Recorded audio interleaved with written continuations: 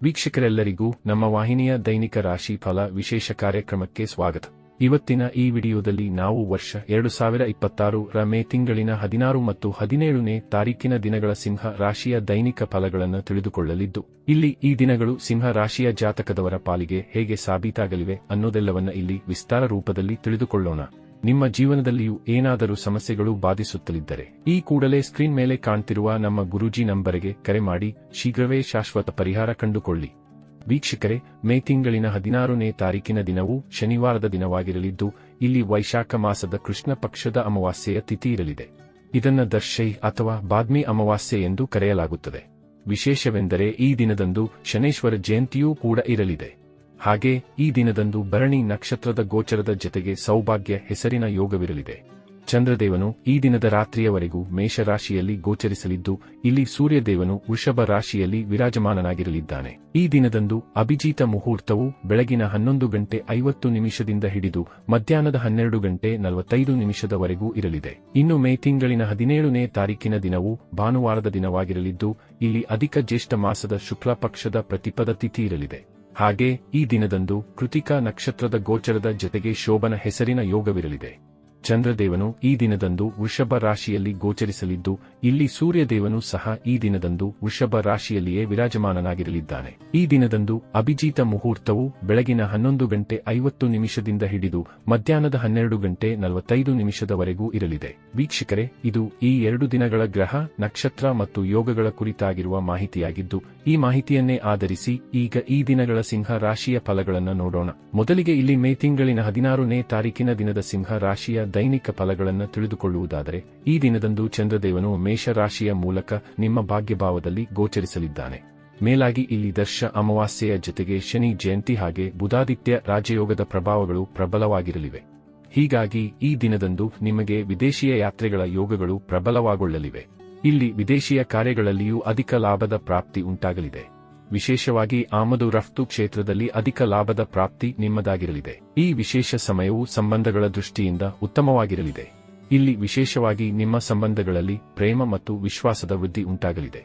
ಈ ದಿನ ಖಂಡಿತ ನಿಮ್ಮ ಪಾಲಿಗೆ ರೊಮ್ಯಾಂಟಿಕ್ ಆಗಿಯೇ ಸಾಬೀತಾಗಲಿದೆ.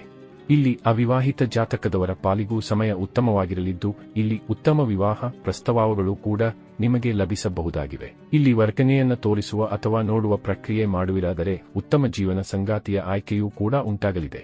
ಜತೆಗೆ ಇಲ್ಲಿ ನೀವು ನಿಮ್ಮ ಮನದಿಚ್ಛಿತರ ಮುಂದೆ ಪ್ರೇಮ ಪ್ರಸ್ತಾವವಿಡುವಿರಾದರೆ ಸ್ವೀಕೃತಿಯೂ ಕೂಡ ಲಭಿಸಬಹುದಾಗಿದೆ. ಇಲ್ಲಿ ವಿದ್ಯಾರ್ಥಿ ಜಾತಕದವರ ಪಾಲಿಗೂ ಸಮಯ ಖಂಡಿತ ಉಚಿತವಾಗಿ ಸಾಬೀತಾಗಲಿದೆ. ಇಲ್ಲಿ ವಿದ್ಯಾರ್ಥಿಗಳು ಓದಲು ಕುಳಿತುಕೊಳ್ಳುತ್ತಾರಾದರೆ ಖಂಡಿತ ಏಕಾಗ್ರತೆ ಹೊಂದಲು ಕೂಡ ಸಾಧ್ಯವಾಗಲಿದೆ. ಇಲ್ಲಿ ನಿಮ್ಮ ಸರ್ಕಾರಿ ಕಾರ್ಯಗಳು ಕೂಡ ನಿರ್ವಿಘ್ನವಾಗಿ ಮುಂದುವರೆಯಲಿವೆ. ಜತೆಗೆ ಇಲ್ಲಿ ರಾಜಕೀಯ ಕ್ಷೇತ್ರದಲ್ಲಿಯೂ ನೀವು ಮಾನ ಪ್ರತಿಷ್ಠೆಯನ್ನು ಹೊಂದುವ ಅವಕಾಶ ನಿಮ್ಮದಾಗಿರಲಿದೆ. ವಿಶೇಷವಾಗಿ ಈ ದಿನದಂದು ನಿಮ್ಮ ತಂದೆಯ ಕಡೆಯಿಂದ ಸಂಪತ್ತು ಅಥವಾ ನಿಮ್ಮವರಿಂದ ವಿಶೇಷ ಪಾರಿತೋಷಿಕವೊಂದು ನಿಮಗೆ ಲಭಿಸಲು ಬಹುದಾದ ಸಾಧ್ಯತೆ ಇರಲಿದೆ. ಈ ವಿಶೇಷ ಸಮಯವು ನಿಮ್ಮ ಅದೃಷ್ಟವನ್ನು ಸಹ ಹೊಳೆಯುವಂತೆ ಮಾಡಲಿದೆ. ಈ ವಿಶೇಷ ದಿನದಂದು ನಿಮಗೆ ಲಾಟರಿಯ ತನಕದ ಯೋಗವಿರಲಿದೆ. ಅಲ್ಲದೆ ಇಲ್ಲಿ ಸ್ಟಾಕ್ ಮಾರ್ಕೆಟ್ ಕಮೋಡಿಟಿ ಸೆಕ್ಟರ್ನಿಂದ ಧನದ ವರ್ಷಧಾರೆಯೇ ಉಂಟಾಗ ಬಹುದಾದ ಯೋಗವೂ ಕೂಡ ಇರಲಿದೆ. ಇನ್ನು ಇದರ ನಂತರದಲ್ಲಿ ಮೇ ತಿಂಗಳಿನ 17ನೇ ತಾರೀಕಿನ ದಿನದ ಸಿಂಹ ರಾಶಿಯ ದೈನಿಕ ಫಲಗಳ ಕುರಿತಾಗಿ ತಿಳಿದುಕೊಳ್ಳುವುದಾದರೆ, ಈ ದಿನದಂದು ಚಂದ್ರದೇವನು ವೃಷಭ ರಾಶಿಯ ಮೂಲಕ ನಿಮ್ಮ ಕರ್ಮಕ್ಷೇತ್ರದಲ್ಲಿ ಗೋಚರಿಸಲಿದ್ದಾನೆ. ಅಂದರೆ ನಿಮ್ಮ ದಶಮ ಭಾವದಲ್ಲಿ ಗೋಚರಿಸಲಿದ್ದಾನೆ. ಹೀಗಾಗಿ ಇಲ್ಲಿ ಚಂದ್ರದೇವನು ನಿಮ್ಮನ್ನ ಭಾಗ್ಯದ ಭರವಸೆಯ ಮೇಲೆ ಬಿಡುವುದಿಲ್ಲ, ಬದಲಿಗೆ ಇಲ್ಲಿ ಕರ್ಮಗಳ ಮೇಲೆ ನಿಮ್ಮನ್ನ ಹೆಚ್ಚು ಫೋಕಸ್ಡ್ ಆಗಿರಿಸಲಿದ್ದಾನೆ.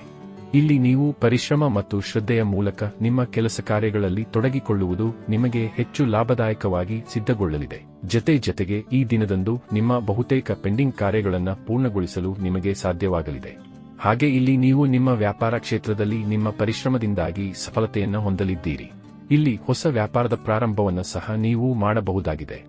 ನೌಕರಸ್ಥ ಜಾತಕದವರ ಪಾಲಿಗೂ ಸಮಯ ವಿಶೇಷವಾಗಿರಲಿದ್ದು, ಖಂಡಿತ ಇಲ್ಲಿ ನೌಕರಿಯ ಕ್ಷೇತ್ರದಲ್ಲಿಯೂ ಸಫಲತೆಯ ಪ್ರಾಪ್ತಿ ಉಂಟಾಗಬಹುದಾಗಿದೆ. ಇನ್ನು ಇದರ ಜೊತೆಗೆ ಈ ದಿನದಂದು ನಿಮ್ಮ ಭೌತಿಕ ಸುಖದಲ್ಲಿಯೂ ವೃದ್ಧಿ ಕಂಡು ಬರಲಿದೆ. ಇಲ್ಲಿ ನಿಮ್ಮ ಮನೆಗೆ ಬೆಲೆ ಬಾಳುವ ವಸ್ತುಗಳ ಆಗಮನವಾಗಲಿದೆ.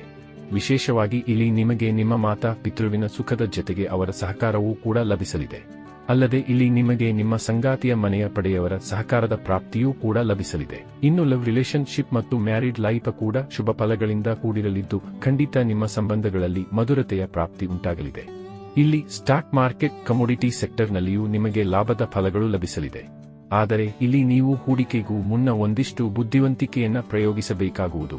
ಜತೆಗೆ ಇಲ್ಲಿ ನಿಮಗೆ ಭಾಗ್ಯ ಸಂಬಂಧಿತ ಕಾರ್ಯಗಳಲ್ಲಿ ಕೊಂಚ ಹಿನ್ನಡೆ ಉಂಟಾಗಬಹುದಾಗಿದ್ದು, ಹೀಗಾಗಿ ಇಲ್ಲಿ ಲಾಟರಿಯಂತಹ ವಿಷಯದಿಂದ ನೀವು ದೂರವನ್ನು ಕಾಯ್ದುಕೊಳ್ಳಬೇಕು.